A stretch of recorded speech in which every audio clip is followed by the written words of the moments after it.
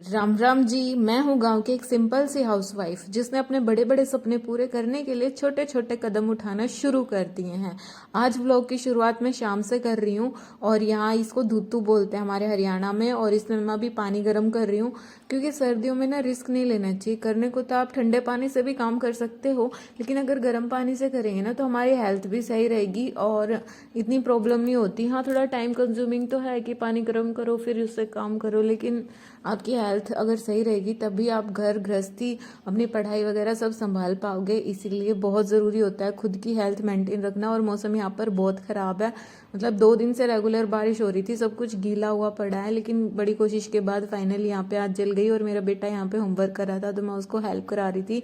जहाँ वो उसको कन्फ्यूज़न हो रहा था या जहाँ उसको कुछ प्रॉब्लम हो रही थी तो मेरे से पूछ लेता है। ऐसे ही काम करते करते वो खुद करता रहता है।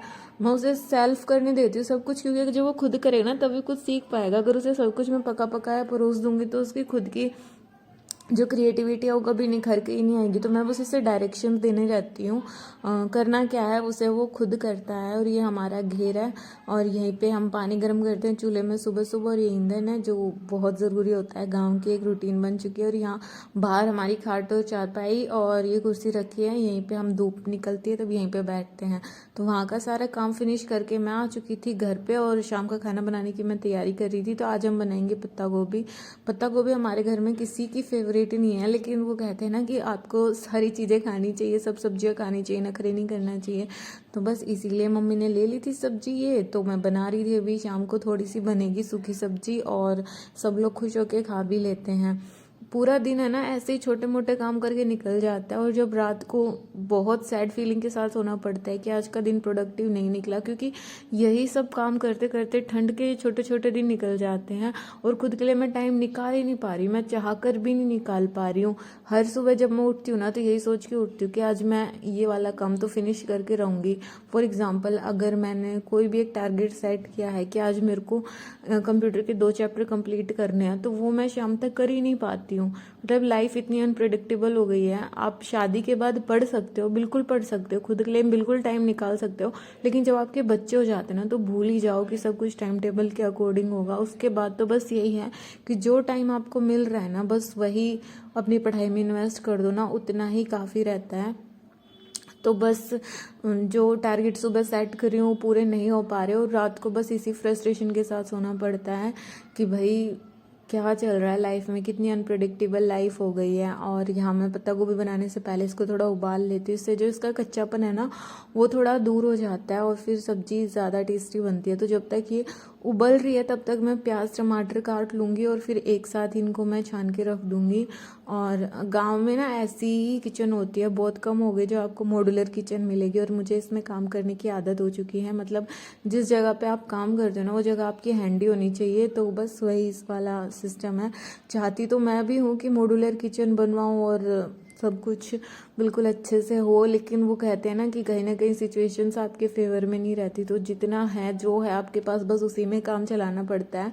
तो बस वही वाला काम है मेरे साथ। अभी मैं अपनी लाइफ से बिल्कुल तो खुश नहीं हूँ। हाँ, मैं सेटिस्फाई हूँ कि भगवान ने मेरे को मुझसे मतलब जितनी मेरी कैपेसिटी थी उससे ज़्यादा दिया है। लेकिन वो जो सपने हैं ना, जो उम्मीदें हैं, वो इंसान की मरते दम तक पूरी नहीं होती, लेकिन कुछ स्टैंडर्ड तो होता है ना, मैं वो पूरा करना चाहती हूँ और अपने दम पे पूरा करना चाहती हूँ।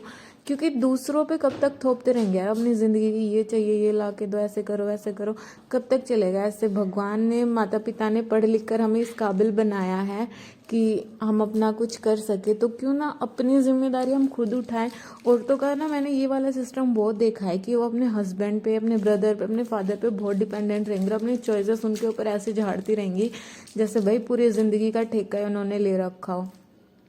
तुम खुद इस काबिल हो, पढ़ लिख कर तुम खुद इस लायक क्यों नहीं, पढ़ लिख कर तुम खुद इस लायक क्यों नहीं बन जाती कि अपनी जिम्मेदारी, अपने खर्चे, अपने सपने खुद पूरे कर सको। और इसीलिए मैं कोशिश करती हूँ कि मैं जल्द से जल्द इंडिपेंडेंट हो जाऊँ ताकि मैं अपने खर्चे खुद उठा सकूँ और जो मेरे छोटे छोटे सपने हैं अपने बच्चों के साथ मैं उन्हें पूरा कर सकूँ। क्योंकि मेरे हस्बैंड बहुत अच्छे हैं, वो मेरी हर डिमांड पूरी करते हैं, मतलब जो भी मुझे चाहिए होता है मेरे बोलने से पहले ही ला के दे देते हैं। लेकिन जब बात सेल्फ रिस्पेक्ट की आती है ना कहीं मुझे नजरें झुकानी पड़ जाती है कि कहाँ स्कूल की कॉलेज की टॉपर हुआ करती थी, हर क्लास के बच्चे जानते थे कि ये लड़की टॉपर है। और अगर आज वो मेरी लाइफ देखेंगे तो वो सोचेंगे कि क्या फ़ायदा पढ़ाई लिखाई का जब करना यही सब है। तो यहाँ मैं एक बार आँच संभालने आ गई थी, क्योंकि देखना पड़ता है, इसको बार बार संभालना पड़ता है, वरना इसमें आँच बुझ जाती है। तो यहाँ पे आँच प्रॉपर जल रही थी। तो जब मेरा खाना बन के रेडी होगा तब तक पानी अच्छे से गर्म हो जाएगा। और यहाँ पे ईंधन हम रखते हैं, तो मेरे को ये घर लेके जाना है, क्योंकि हम रोटियाँ चूल्हे पे ही बनाते हैं। मैं आपको कई बार बता चुकी हूँ कि हम गांव के लोगों को चूल्हे की रोटी खाना कितना पसंद है। तो यहाँ पे मैं ईंधन भी घर पे ले आई हूँ। और अब देखिए, जो सब्जी मैंने प्याज टमाटर काटा था वो सब मैंने मिक्स करके इसमें कढ़ाई में डाल दिया है। और इसको अच्छे से चलाकर मीडियम गैस करके मैं इसको सिकने दूंगी अच्छे से। और जब तक ये बन के रेडी होगा तब तक मैं आटा गूंथ लूँगी। और फिर फटाफट रोटियां बनाने के बाद प्लान तो ये है कि मैं अपनी आज टाइपिंग पे काम करूँ, क्योंकि मैंने सुबह से लैपटॉप उठा के नहीं देखा है। बाकी देखते हैं कि मैडम टाइम देती भी है नहीं पढ़ने का, क्योंकि मेरा स्टडी रूटीन सारा उसी पे डिपेंड है। और यहाँ पर रोटियां बनाते बनाते ना काफ़ी अंधेरा हो गया था। और एक क्लिप भी मैंने मेरे बेटे को बोली थी कि भैया मेरी एक क्लिप बना दो, तो उसने बस जैसी तैसी उससे बनी उसने बना दी। और अंधेरा काफ़ी हो रहा था, तो मैं फटाफट रोटियां सेक रही थी। ज़्यादा टाइम नहीं लगता रोटियां बनाने में, बस जो आँच है ना उसको जलाने में ज़्यादा टाइम लगता है। रोटियां बनाने में इतना टाइम नहीं लगता, रोटियां तो चूल्हे पे फटाफट बन जाती है। और इसके बाद बस सोच तो यही रही हूँ कि थोड़ा पढ़ाई पे अपनी पे काम करूँगी। बाकी देखते हैं, क्योंकि बच्चे होने के बाद आपका जो सारा रूटीन है ना वो आपके बच्चों पे डिपेंड करता है। आपके सारे मतलब जो प्लानिंग है ना वो धरी की धरी रह जाती है। अगर आपका बच्चा आपको पढ़ने दे रहा है, अगर वो टाइम से सो जाता है तो आप पढ़ पाते हो, अगर वो टाइम नहीं देता तो आप नहीं पढ़ पाते हो। तो बस कहीं ना कहीं हमारी सारी स्ट्रैटेजी धरी की धरी रह जाती है। सारा टाइम टेबल बच्चों पे डिपेंड करता है। और गवर्नमेंट एग्जाम में ऐसे कहता है कि आपका जो लक है ना वो भी काफ़ी मैटर करता है, क्योंकि मेहनत तो सभी करते हैं लेकिन सरकारी नौकरी सभी को नहीं मिलती। जो कुछ चुनिंदा लोग होते हैं उन्हीं को सरकारी नौकरी मिलती है। तो अभी देखना ये होगा कि हमारी किस्मत में सरकारी नौकरी है या नहीं है, वो मिलती है या नहीं मिलती है।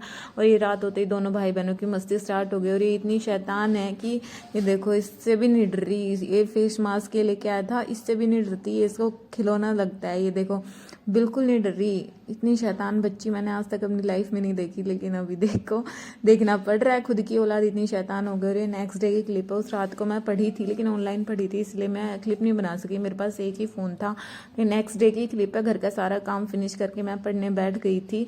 और मैं इंग्लिश वोकैबलरी पढ़ रही हूँ, क्योंकि मेरा प्लान ये है कि वोकैब अगर मैं दिन के 10-15 भी याद करूँगी ना तो एग्ज़ाम टाइम तक मेरे को काफ़ी रिवाइज हो जाएगा। वैसे भी बूंद बूंद से घड़ा भरता है, और अगर एक बार मैं सारा कुछ करने की सोचूंगी तो सारा घोच पोच हो जाएगा और मुझे कुछ याद नहीं रहेगा। इसीलिए मैं टारगेट सेट करके चलती हूँ कि अच्छे से धीरे धीरे करके सारे टॉपिक कवर करूँ। इस टाइम मेरी बेटी अपनी दादी के पास है तो मैं अच्छे से ये पढ़ सकती हूँ। वैसे जब वो मेरे पास होती है तो मैं ज़्यादा प्रेफर करती हूँ ऑनलाइन क्लास लेना, क्योंकि वो मेरे को कंसंट्रेट नहीं करने देती। और फिर जब सामने से सर एक्सप्लेन करते हैं ना तो अच्छे से समझ में आता है। और जो डीप स्टडी की बातें होती हैं वो मैं अकेले रहती हूँ तब करती हूँ।